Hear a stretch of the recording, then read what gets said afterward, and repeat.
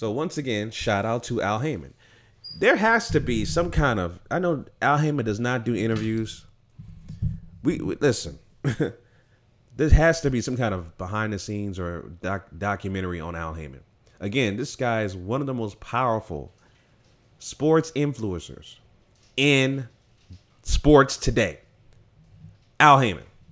But he put on another great card last night. Triple header on Showtime, PBC. And I'm going to share my thoughts about the fights last night. So, first off, if you haven't, follow me on Instagram, GMOGMediaTV. The link is in the description. And I had actually did some videos on the fights that happened last night. Some of them pretty funny. But I'm gonna start off with the first fight. Gervonta Tank Davis facing Jesus Cuellar.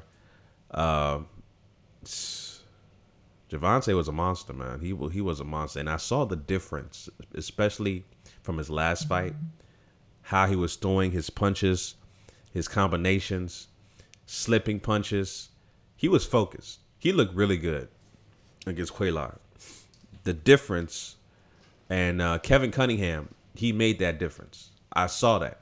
And when I saw Gervonta's performance, I was like, okay, I see a really good difference, a big difference. And I'm hoping AB does the same thing, because if I see a really big difference in Tank's performance, I should see it in AB's performance, right? But yeah, he stopped Cuellar, and I believe in the second round, second or third round, I believe, and he knocked him down like 3 times. He knocked him down, what was it, 3 times in 3 different rounds. So I believe stopped him in the third round, but he knocked him down like 3 different times. But his precision to go for the body, right?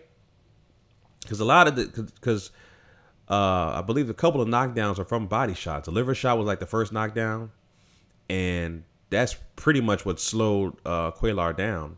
And then he stopped him in the third round. But his body attack was relentless, and I love that. He was slipping punches, was really good. He just looked ferocious, man. I was impressed by Gervonta. If he focuses like that, if he focuses just like that, and they talking about lining him up against Lomachenko, he has a shot. He won't get washed. I'm not saying he'll win, but he has more of a shot now against Lomachenko if they decide to line him up with him. You know what I'm saying? So let's move on to the second fight between Jermall Charlo and Hugo Centeno Jr. Excuse me. Hugo Centeno. I didn't know too much about the dude.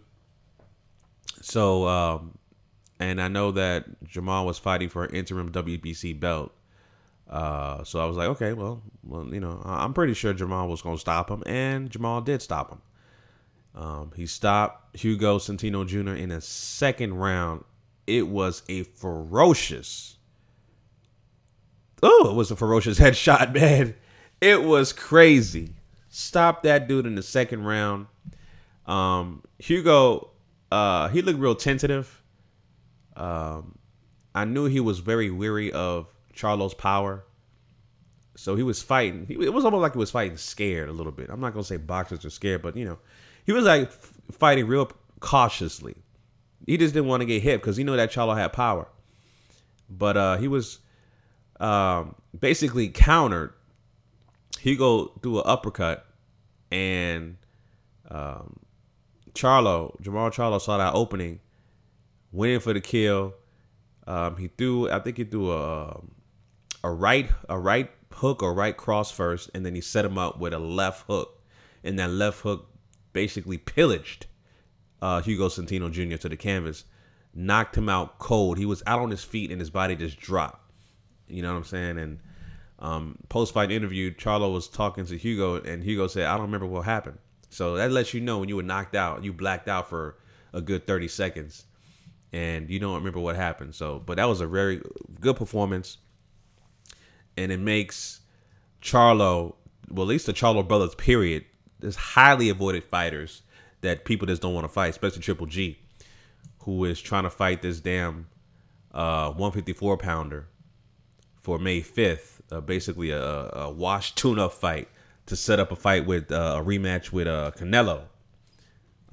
So now Jamal Charlo becomes the mandatory for Triple G. You know what I'm saying? Hopefully that fight happens. Hopefully that fight happens between either Triple G or Canelo or Billy Joe Saunders. I want to see some unification fights in the 160-pound division. But the division is looking real good right now. Real good. And Jamal Charlo put everybody on notice, man. Put everybody on notice. Great performance by him. Second round KO. Stoppage by Jamal Charlo. All right, so now to the main event. All right, to the main event between Adrian Broner and Jesse Vargas. I was on the fence picking Adrian Broner, man. I was like, yo, I don't know. I don't know what to expect from Adrian. I really don't know. He looks focused, but we've seen this movie before where he has a great training camp and he talks good and like, I'm going to do this and I'm going to beat his ass and typical stuff. But for whatever happens, he'll have a mental lapse and just doesn't let his hands go. It's just that simple. And it's so frustrating watching Adrian Broner when he knows he has the tools to let his hands go. And this is exactly what happened with this fight. He did not let his hands go. There were so many opportunities where Broner could counter and capitalize on Jesse Vargas' mistakes. Jesse Vargas looked good the first 6-7 rounds. I'll say the first 6 rounds.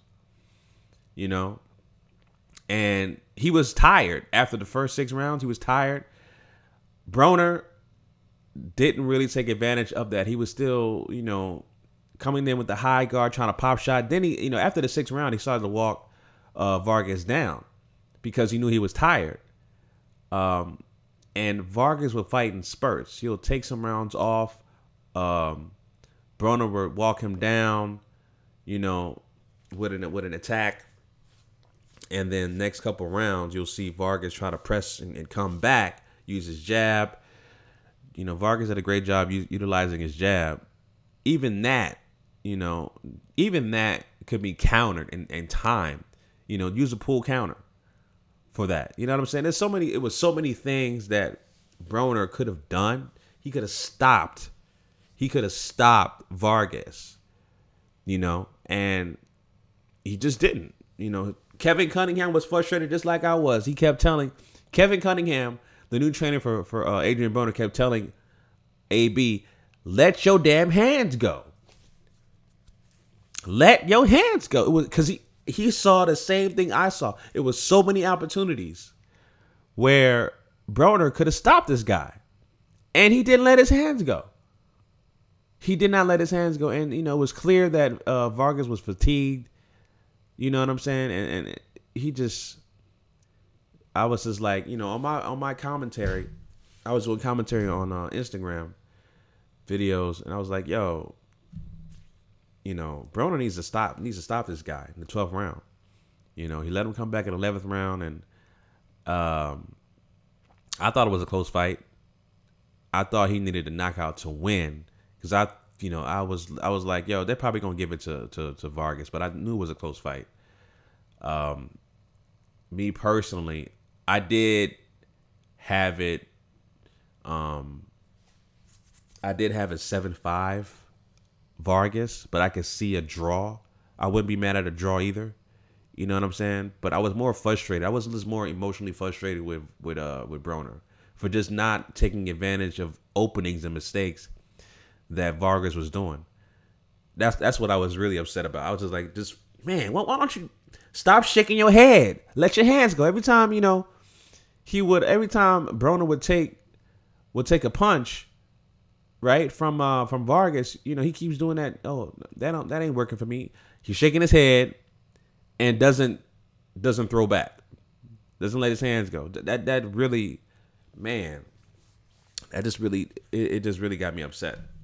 You know what I'm saying? Every time he does that, it just gets me upset. Like, just counter him, throw something, stop shaking your head. You know what I'm saying? So, but yeah, I really had a 7-5 Vargas, but I wouldn't be mad at a draw. And that's what it was. That's what it came out to be, a draw. Now, the post-fight interview, you know, it was crazy. It was crazy. Check out the first part of the post-fight interview. I'm gonna play the clip right here. Fuck all that. Fuck all that. Man, let me see the money.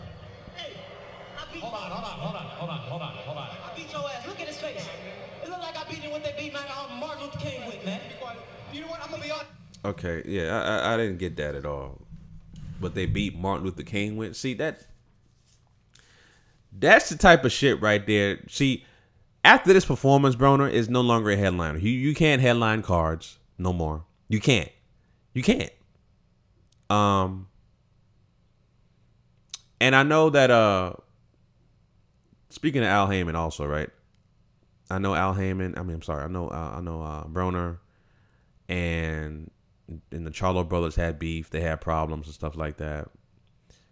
You know, as well as Tank Davis has problems with, and Broner had problems with Mayweather Promotions. Al Heyman needs to make sure the next card that he puts together that he does not have conflicting issues with fighters. Do not put fighters on cards that have beef with each other. All right, that's what he needs to realize. You know, you had Jamal Charlo saying, dissing Broner, saying, yo, every time I'm under your card, you lose a fight. I do my job, but you don't do your job.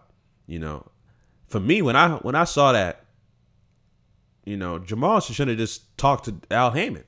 Listen, Al, I don't want to be associated with Broner. Put me on another card. You know, that's the only problem I had with Charlo saying that. He should have talked to Al Heyman. You know, if you don't want to be on somebody's card, you headline, or just talk to your manager, your advisor, Al Heyman, and say, listen, I don't want to be on Broner's card. Let me do my own thing. You know what I'm saying? So that's the thing I had, you know, with that.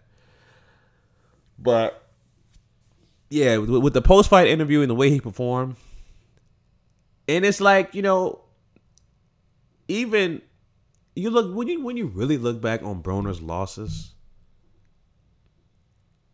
all of those losses that Broner got, right, between Maidana, Sean Porter, Mikey Garcia, those losses were winnable fights. He could have beat Maidana. He could have beat Sean Porter. He could have beat Mikey Garcia. So he really, and the same thing with this Vargas fight. Those were opportunities where he could have won those fights, and he did not. Simply put his hands together. That's it. And that's what frustrates me about Broner, man. So I'm done with this dude. I don't think he should be headlining cards no more.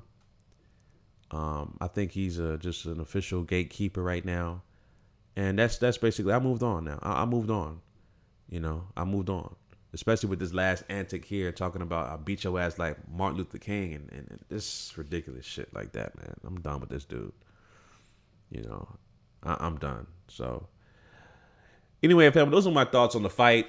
Leave your comments down below. Let me know what you guys think if you watched the fight last night. Overall, it was a great card. Al Heyman did his thing. PBC, Showtime. The commentating was actually pretty good as well. You know, Paulie Malignaggi does his thing, and Al Bernstein, everybody. You know, they're heads and shoulders above HBO. HBO is the dying breed. You know, the dying breed for real. All right, so anyway, those are my thoughts on the fight. Leave your comments down below. Don't forget to follow me on Instagram and Twitter, GMOGMediaTV. All right, until next time, Chauncey, a.k.a. The Black Separatist, signing out.